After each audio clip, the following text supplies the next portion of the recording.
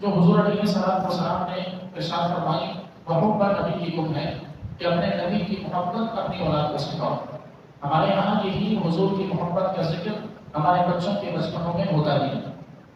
یہ دنیا کی باقی ساری چیزیں بچوں سے ڈسکس کی جائیں گی،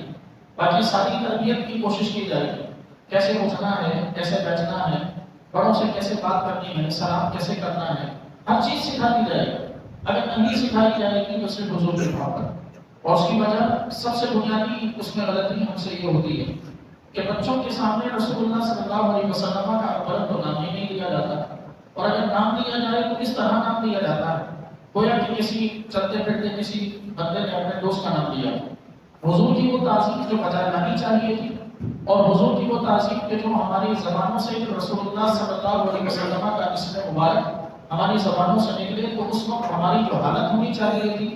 جو ہمارے جسم کی اور دل کی جو کیفیت ہونی چاہیے تھی، اپنی اولاد کے سامنے جب اس کیفیت کا اظہار نہ کریں گے تو اولاد کے دل میں رسول اللہ صلی اللہ علیہ وسلم کی محبت اور حضور کا ادب کس طرح پیدا ہو سکتا ہے۔ اور پھر یہی اولاد ہوتی ہے کہ بڑے ہو کر کبھی رسول اللہ صلی اللہ علیہ وسلم کے علم پر اعتراض کر رہی ہوتی ہے، کبھی حضور اکرم علیہ السلام کی ایک سے زائد نکاحوں کو بحث بنایا ہوا ہوتا ہے، کبھی حضور کے اختیارات پہ بات ہو رہی ہوتی ہے، کبھی رسول اللہ صلی اللہ علیہ وسلم کی کسی چیز اور کبھی زندگی کے کسی گوشے کو اپنا ٹارگٹ کر کے یہ باقاعدہ اس پہ بحث و مباحثہ یہی اولادیں ہوتی ہیں جو بڑے ہوتے کرتی ہیں، کیونکہ بچپن میں ان کے سامنے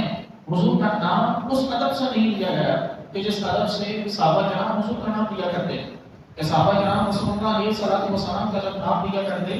تو حضور اکرم علیہ السلام کا نام لیتے وقت ان کی کیفیت یوں نہیں ہوتی تھی کہ وہ محض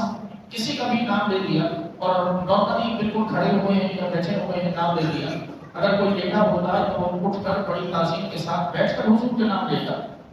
اگر کوئی بیٹھا ہے تو وہ اپنا لباس درست کر کے بڑے ادب اور بڑی تعظیم کے ساتھ رسول اللہ کا نام لیتا۔ اگر کسی نے حضور کا نام لینا ہے تو اس کے پورے صحابے سے حضور کا ادب اور حضور کی تعظیم جھلکتی ہوئی نظر آتی، اور یہ وہ